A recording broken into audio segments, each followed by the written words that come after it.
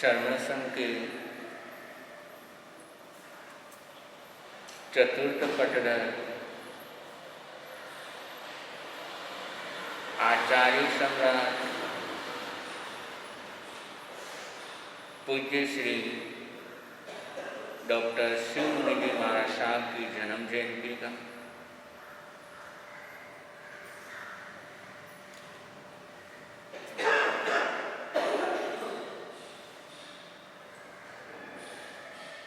तीर्थंकर परमात्मा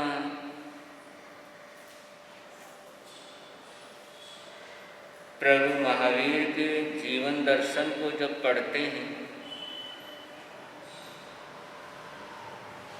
विशेष तौर पर उनके 12.5 वर्ष का साधना काल को देखते हैं तो दो बातें प्रमुख रूप से उभर कर सामने आती हैं।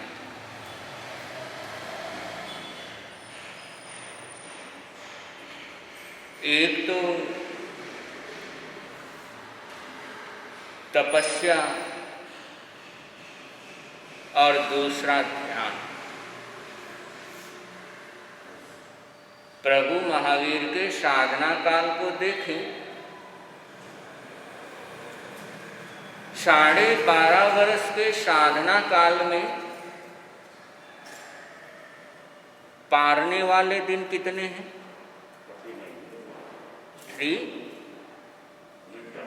49 डेज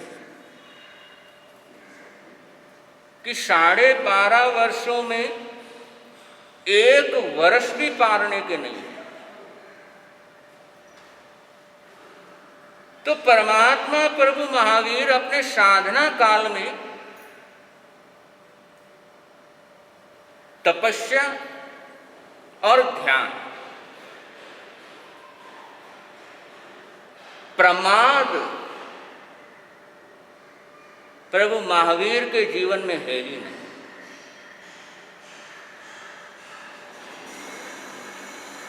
एक बार सिर्फ 2 घड़ी के लिए प्रमाद में गए, अन्यथा परमात्मा प्रभु महावीर हमेशा ध्यान में रहे। बोलते नहीं थे, मौन। कोई विशेष प्रसंग हो, किसी से रास्ता पूछना हो या कोई ऐसा विशेष प्रसंग आ गया तब तो ठीक है, वरना मौन पूर्वक साधना। अब वर्तमान आचार्य सम्राट पूज्य श्री शिव मुनि जी महाराज साहब का जीवन देखिए।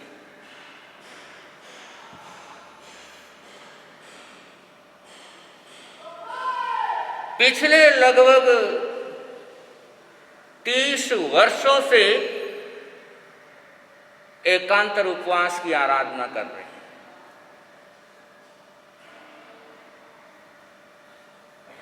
और ध्यान के तो पर्याय बन गए कि शिव मुनि जी महाराज साहब यानी ध्यान है और ध्यान यानी शिव मुनि जी महाराज साहब।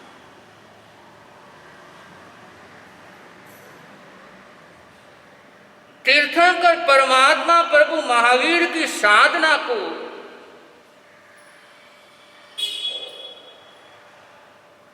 वो जी रहे हैं।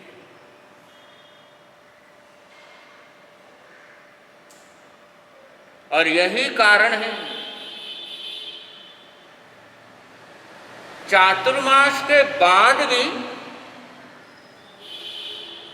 वो अपनी साधना के लिए 4 महीने एक स्थान पर रहते हैं, जबकि इतने बड़े संघ के नायक, इतने बड़े संघ को संभालना, लेकिन फिर भी अपनी साधना के साथ कोई समझौता नहीं करते, अपनी तपस्या के साथ कोई समझौता नहीं।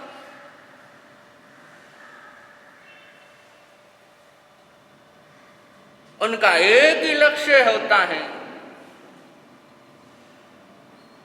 कि जिस चीज के लिए मैंने घर छोड़ा, जिस चीज के लिए मैंने संयम लिया है, वो मेरे जीवन के अंदर ज्यादा से ज्यादा सत्य साबित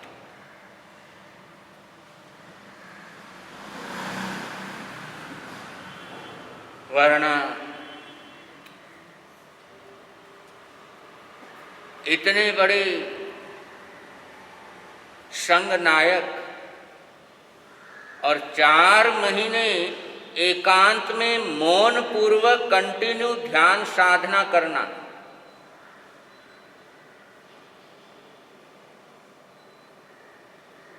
चार महीना एकांत में रहना, लोगों के लिए आवागमन का निषेध कर देना, बहुत कठिन कार्य है।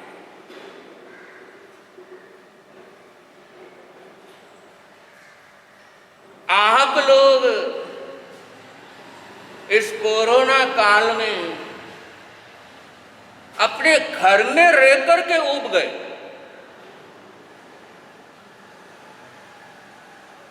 कमाल तो देखो, अपने परिवार के बीच में रह कर के आप बोर हो गए।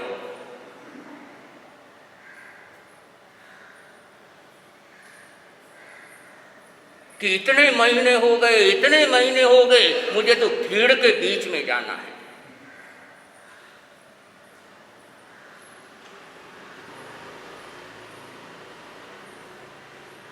अब परिवार के बीच में रह कर के बोर हुआ जा सकता है, परिवार के साथ रह कर के बोर हुआ जा सकता है, लेकिन जो अपने साथ रहना जिसने सीख लिया, वो बोर नहीं हो सकता।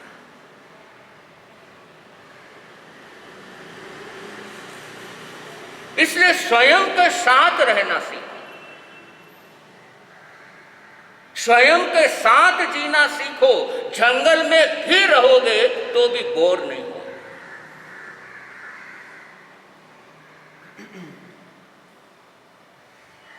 और यदि स्वयं के साथ जीना नहीं आया तो अपनों के बीच में रहकर भी बोर हो जाते हैं।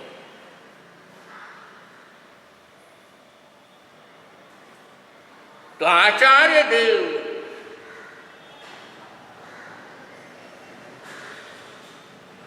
वो अपने अंदर इतने उतर गए हैं, इतने भीतर तक पहुंच गए हैं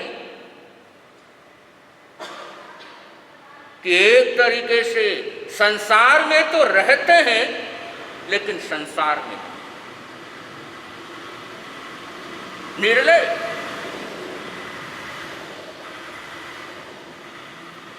और इतने बड़े ओहदे पर पहुंचने के बाद भी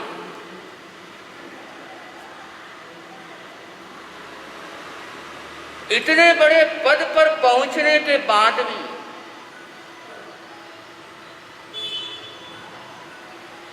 अभिमान लेश मात्र भी नहीं।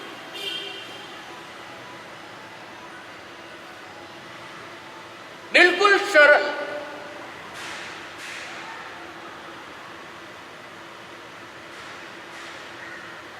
और सरलता इतनी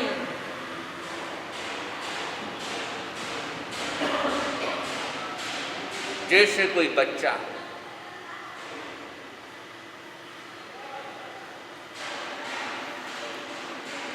इतनी सरलता के साथ, चाहे छोटे से छोटा संत है, चाहे छोटी से छोटी साध्वी है, चाहे कोई सामान्य श्रावक है, लेकिन सामने वाले को कभी ये महसूस नहीं होने देते कि मैं बहुत बड़ा आचार्य हूं।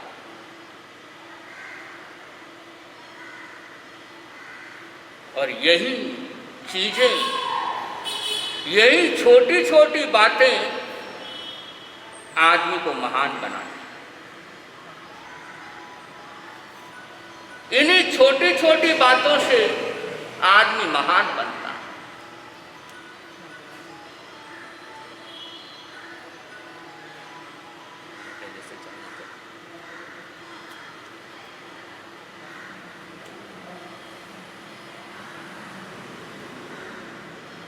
तो ऐसे आचार्य देव जिनका एकमात्र ध्येय है कि जो मेरे साथ जुड़ रहा है, जो मेरे पास आ रहा है, वो ध्यान साधना से जुड़े।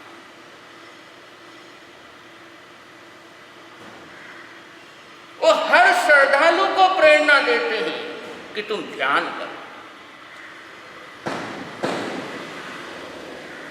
तुम ध्यान करोगे, ध्यान में जियोगे तो तुम्हें स्वयं का पता लगेगा।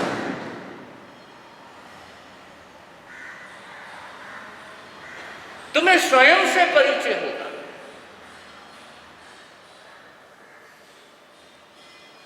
और वो जब इतने खुश हो जाते हैं, इतने खुश हो जाते हैं,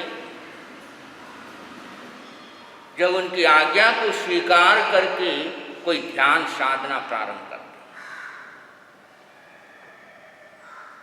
और उनका मिशन है कि मेरे धर्म संघ के अंदर जो भी साधु साध्वी हैं, जो भी श्रावक श्राविका हैं, वो ध्यान साधना से जुड़े। जिस साधना को करते हुए परमात्मा केवल ज्ञान को उपलब्ध हो गए, उस साधना के साथ आचार्य देव जोड़ने का प्रयास करते हैं और स्वयं प्रतिदिन घंटों घंटों ध्यान साधना में रहते हैं और बिल्कुल प्रमाद नहीं। हालांकि उनके बैक का ऑपरेशन हुआ है, कमर का ऑपरेशन हो चुका है, लेकिन फिर भी ध्यान साधना में वो लगे रहते और घंटों घंटों बैठे रहते, अपनी साधना में लवलीन रहते हैं। और वो और उनका ध्यान, वो और उनकी तपस्या, बस उनको उसी में आनंद आता है।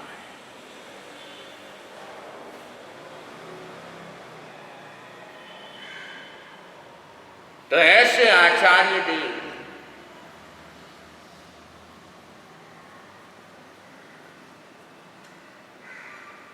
पूज्य श्री शिव मुनि जी महाराज साहब, जिनका नाम ही शिव है, और शिव का मतलब होता है सभी प्रकार के उपद्रवों से रहित होना। जो सभी प्रकार के उपद्रवों से रहित हो जाता है, वो शिव हो जाता है। और ध्यान साधना, तप साधना, ये सभी प्रकार के उपद्रवों से रहित होने के लिए होती है।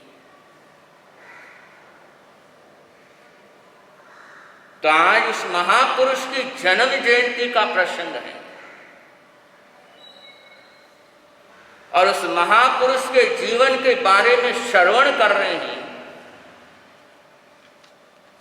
तो प्रयास होना चाहिए कि प्रतिदिन 10 मिनट के लिए मैं ध्यान का अभ्यास करूंगा, ध्यान का अभ्यास करूंगा। कि तपस्या मेरे से नहीं हो सकती है, तपस्या मैं नहीं कर सकता हूं, लेकिन प्रतिदिन 10 मिनट मैं ध्यान साधना को अपनाऊंगा।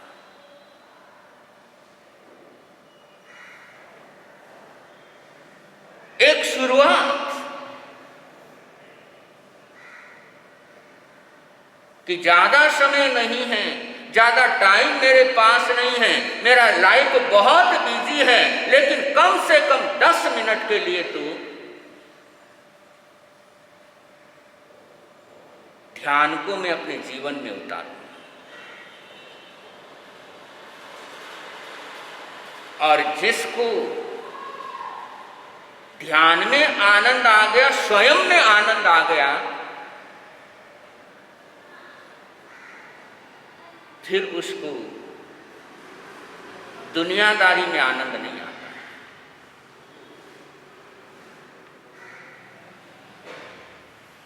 फिर उसको संसार में आनंद नहीं आता।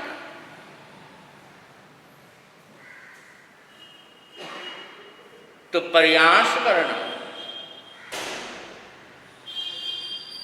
कि ज्यादा नहीं तो 10 मिनट और उस महापुरुष के चरणों में हम क्या तोहफा दे सकते हैं। और उनको आपके संसारी चीजों से कोई मतलब भी नहीं है। सच्चा तोहफा तो यही हो सकता है कि हम थोड़ा सा वक्त उनकी आज्ञा को शिरोधार्य करते हुए, उनकी आज्ञा को मानते हुए ध्यान में बिताने का प्रयास करें।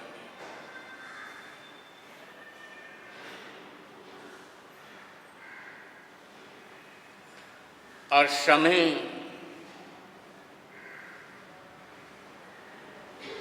निकल सकता है 10 मिनट इधर, मुश्किल तो नहीं है ना। क्योंकि बहुत से लोग सामायिक के बारे में 1.25 लाख सामायिक की आराधना साधना चातुर्मास के प्रारंभ से चल रही है और पूछते हैं भाई सामायिक, बोले लॉकडाउन में तो करते थे, लेकिन अब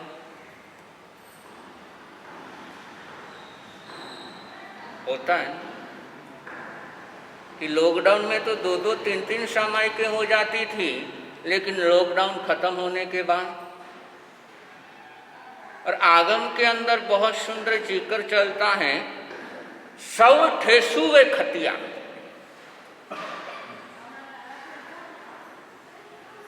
और ये आप लोगों के लिए शब्द है, सब ठेसु वे खतिया।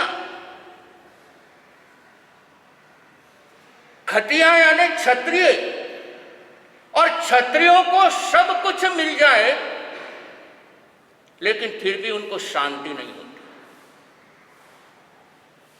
आप लोग कौन हो? क्षत्रिय। और यहां पर आगमकार कहते सौ ठेसुए खतिया, क्षत्रियों को सब मिल जाए, चाहे कितना ही मिल जाए, लेकिन फिर भी तृष्णा बनी ही रहती है। फिर भी धन दौलत बढ़ाने की इच्छा बनी रहती है,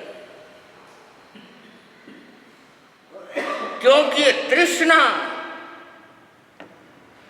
क्षत्रियों के डीएनए में है।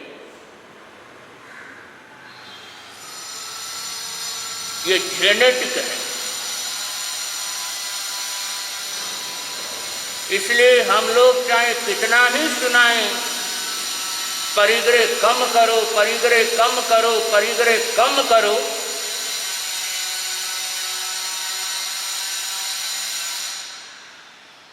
कम होता है परिग्रह। 10 साल पहले जितना आपके पास था उससे बड़ा है या कम हुआ है? जबकि प्रवचन में क्या सुनते?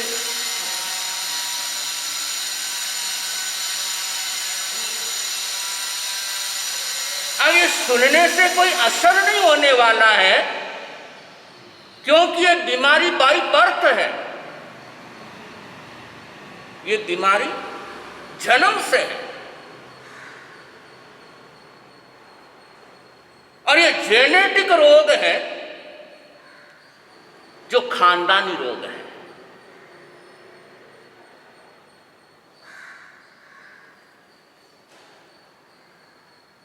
ये रोग अपने ब्लड में है, तृष्णा का रोग। और इसीलिए मारवाड़ी की एक कॉमन थिंकिंग होती है, एक दिन और माथा फोड़ी कर लेते हैं, कल चैन से बैठेंगे। ये हर मारवाड़ी की एक थिंकिंग होती है कि एक दिन और, कल आराम से बैठेंगे, कल शांति से बैठेंगे। और ये कल करते करते सारी उम्र गुजर जाती है, लेकिन कल आता नहीं, क्योंकि कल होता नहीं। कल जब भी आता है वो आज के रूप में ही आता है, कल कभी नहीं आता है।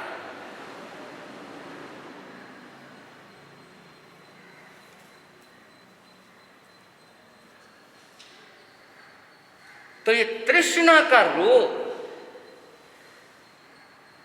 क्षत्रियों का जेनेटिक है। आगमकार कहते हैं सर्वथेषु वे खतिया, क्षत्रियों को सब कुछ मिल जाए फिर भी उनको शांति नहीं होती है।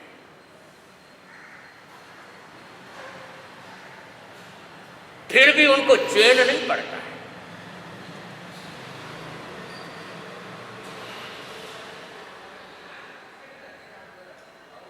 तो इससे थोड़ी बहुत छुट्टी लेना, तब जाकर के धर्म आराधना होती है। जब कोरोना काल में हम अपना दुकान 2 महीने बंद कर सकते हैं, अपना व्यापार 2 महीने के लिए पूरा बंद रख सकते हैं, तो प्रतिदिन धर्म के लिए 1 घंटा देर नहीं कर सकते।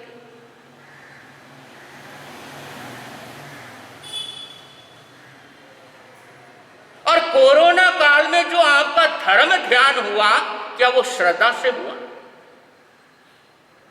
या मजबूरी से हुआ?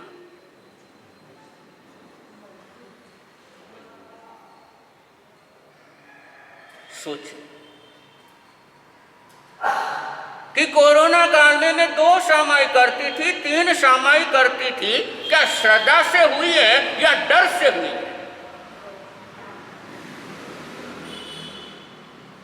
जबकि धर्म है श्रद्धा से होना चाहिए या डर से होना चाहिए?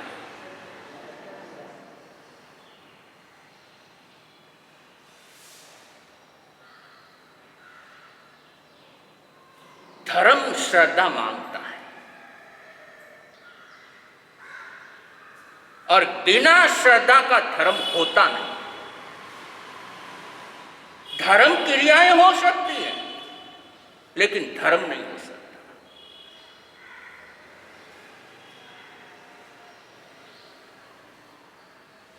और श्रद्धा नहीं होती है तो धर्म भी नहीं होता है। और श्रद्धा होती है तो आदमी चाहे कितना भी बिजी होगा, वो सामाई करेगा ही करेगा। कोई धर्म फुर्सत का खेल नहीं है कि फुर्सत मिली तो सामाई कर ली, फुर्सत मिली तो प्रवचन सुन लिया। नहीं फुर्सत है तो कोई बात नहीं। अपना धर्म ऐसा ही है, अपने धर्म की आराधना ऐसी ही है। फुर्सत मिला तो कर लिया, और नहीं मिला तो कोई बात नहीं।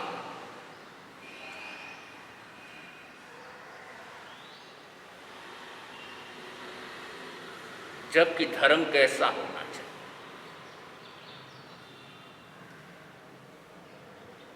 अपनी लाइफ में हमने धर्म को लास्ट में रखा हुआ है, सबसे आखिर में हमने धर्म को रखा हुआ है कि सारे कामों से जब हो जाएंगे, सब कामों से फ्री हो जाएंगे, फिर टाइम मिला तो धर्म हो जाएगा। जबकि धर्म को पहले स्थान में रखना चाहिए, बाकी सारे पीछे।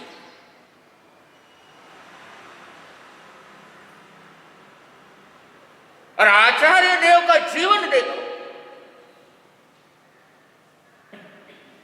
ने ध्यान साधना के साथ कोई समझौता, ने तपस्या के साथ कोई समझौता। ध्यान करना है तो करना है,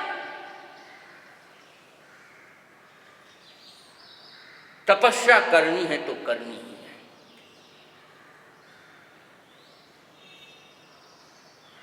जबकि इतने बड़े संघ को संभालना है और उनको भी संभालते हैं और अपनी तपस्या और ध्यान साधना भी चलाते हैं।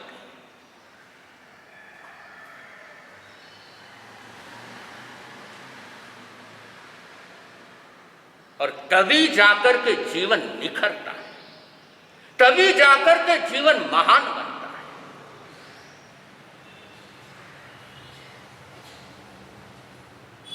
तो ऐसे आचार्य देव जिनके जीवन के अंदर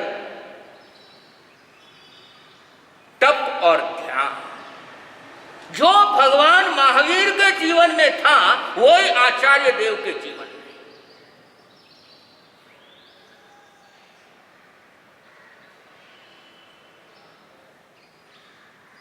और प्रतिदिन घंटों घंटों वो ध्यान साधना में बैठते हैं। और बहुत से लोग उससे परेशान भी होते हैं कि आचार्य देव हैं, इतने बड़े ओहदे पर बैठे हुए हैं, संघ को संभालना चाहिए, ज्यादा ध्यान देना चाहिए, लेकिन वो आचार्य देव की भावना को नहीं समझ पाते। आचार्य देव उस ऊंचाई तक पहुंच चुके हैं और जितने ऊंचाई पर आदमी पहुंचता चला जाता है, उसकी सोच भी उतनी ऊंची ही होती चली।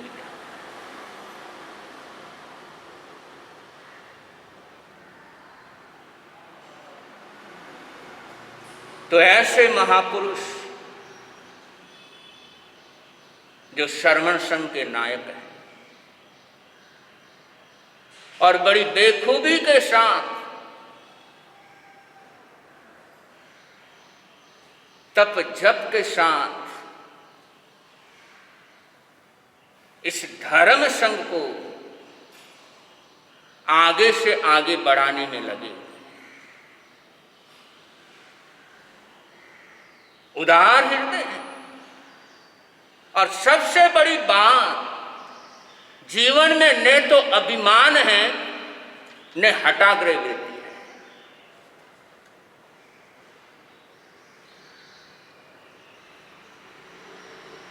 कि कोई भी सुझाव देता है और उनको झच जाता है तो तुरंत स्वीकार कर लेते हैं। कोई हठाग्रह बुद्धि नहीं है और अभिमान भी नहीं। वरना आदमी को तो थोड़ा सा कुछ हासिल हो जाता है, थोड़ा भी मान सम्मान मिल जाता है तो भी पागल हो जाता है। लेकिन इतना बड़ा मान सम्मान मिलने के बाद भी, इतना बड़ा पद मिलने के बाद भी जीवन के अंदर अभिमान नहीं है। और यही बड़ी खासियत है।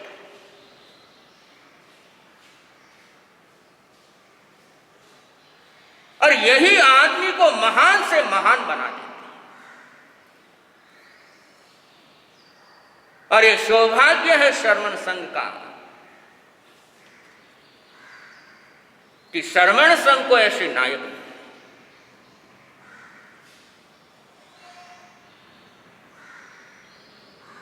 जो अपनी तपस्या के माध्यम से न केवल आत्मा का कल्याण कर रहे हैं बल्कि श्रवण संघ को भी थामे हुए।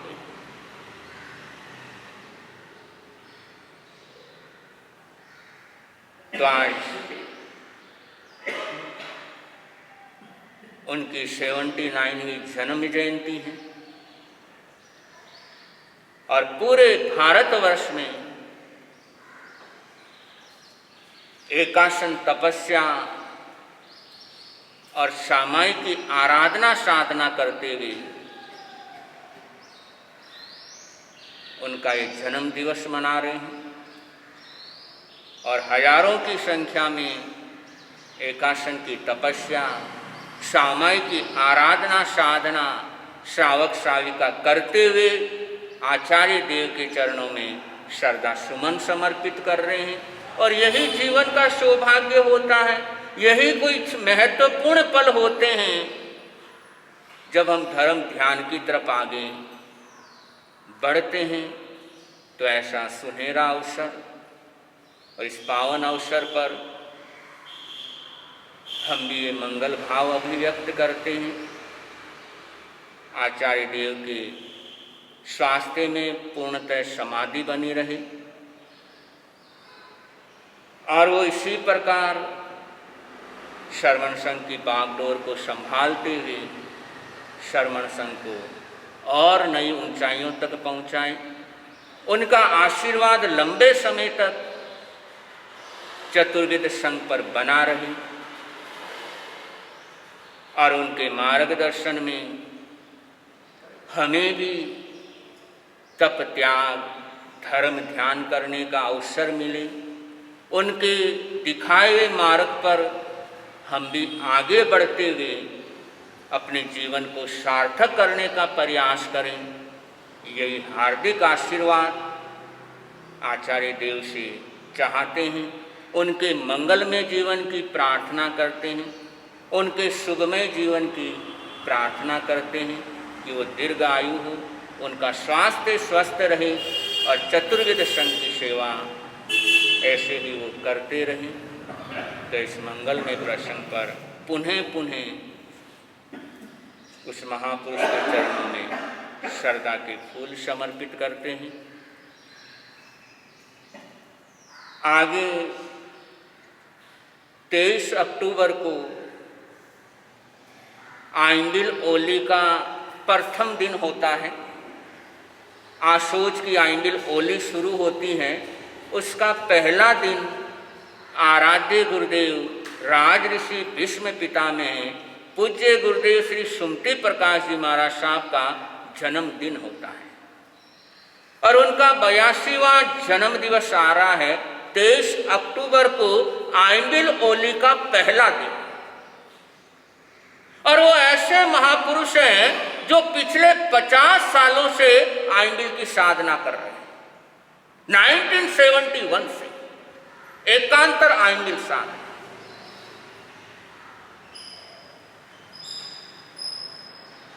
और बहुत से लोग कहते हैं महाराज साहब उपवास करना आसान है लेकिन आइंबिल करना कठिन है। और ऐसे कठिनतम कार्य को वो महापुरुष पिछले 50 सालों से श्रद्धा भक्ति के साथ करते हैं। और ऐसे महापुरुष की जन्म जयंती प्रतिवर्ष आइंबिल और नवकार दिवस के रूप में ही मनाया जाता है। और आप सबको 23 अक्टूबर को आइंबिल की साधना करनी है, एक दिन की। और साथ में नवकार महामंत्र का जाप कितनी माला आप कर सकते हैं। और इसका ऑनलाइन रजिस्ट्रेशन आज से शुरू हो रहा है। आपके मोबाइल पर वो पहुंच जाएगा। और मोबाइल पर अगर नहीं आपको नाम लिखना आता है तो महाराज साहब के पास फार्म है, उस फार्म पर अपनी आप लोग डिटेल लिखवा सकते हैं कि उस दिन आइंबिल करना है और कितनी माला करना है नवकार मंत्र की। 23 अक्टूबर को 5 माला 10 माला जितनी आप कर सकते हैं वो फार्म फिलअप करना है और ज़्यादा से ज़्यादा दूसरों को इसके साथ जोड़ना है। और प्रयास करना है कि आप हर 10 मेंबर को तैयार करो कि 10 जने इसको आइंबिल के साथ आप जोड़ो। क्योंकि वैसे नॉर्मल रूप से प्रवचन की व्यवस्थाएं होती हैं तो लोगों का आना जाना रहता तो सबको पता लग जाता है। लेकिन वर्तमान में स्थिति ऐसी नहीं है। सीमित संख्या में आप लोग आते हैं तो घर घर तक बात पहुंचाना ये आपका अपना फर्ज होता है। और प्रयास करना है कि ज़्यादा से ज़्यादा लोगों को आपने आइंबिल के साथ जोड़ना है। और हर किसी के मोबाइल में वो मैसेज पहुंचेगा और कुछ नहीं करना, सिर्फ उसमें अपना नाम लिखना है उम्र लिखना है, आइंडिल करना है, ओके करना है, और नवकार मंत्र की कितनी माला करोगे उसकी संख्या लिखना है। तो स्वयं करें, औरों को प्रेरणा देना है, सबको आइंडिल के साथ जोड़ना है, सबको नवकार मंत्र के साथ जोड़ना है। ऐसे विराट महापुरुष की जन्म जयंती आ रही है तो सबको श्रद्धा के सुमन आइंडिल और नवकार मंत्र के माध्यम से समर्पित करना है। तो आज से वो रजिस्ट्रेशन का काम शुरू हो रहा है और ज़्यादा से ज़्यादा जुड़ना है। और आप लोग प्रयास करें कि आप एक एक जना 10-10 जनों को जोड़ेंगे, क्योंकि करना, करवाना, अनुमोदना तीनों से धर्म होता है। और आपकी प्रेरणा से कोई धर्म के साथ जुड़ेगा, कोई तप के साथ जुड़ गया, कोई महामंत्र नवकार के साथ जुड़ गया, तो ये सबसे बड़ा जुड़ाव हो जाता है।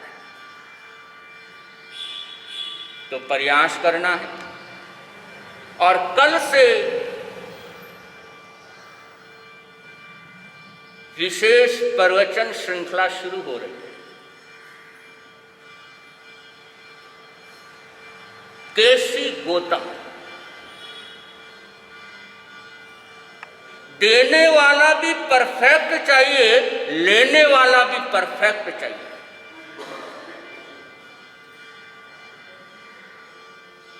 ग्रहण करने वाला भी परफेक्ट हो और दाता भी परफेक्ट हो, तब जीवन में फूल खिलते हैं। डोनर भी परफेक्ट और रिसीव करने वाला भी परफेक्ट। और ऐसा ही अध्ययन है कि जब देने वाला गौतम घनधर हो और लेने वाला केसी शर्मण हो,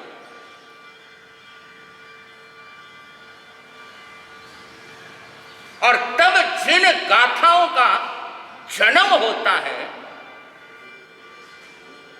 वो गाथाएं सदा सदा के लिए आनंदमय हो जाती है। तो ऐसा ही वो अध्ययन कि देने वाला अहो भाव से दे रहा है और लेने वाला श्रद्धा भाव से ले रहा है। और तब जो आनंद आया, उस आनंद का वर्णन इस केसी और गौतम के अध्ययन में।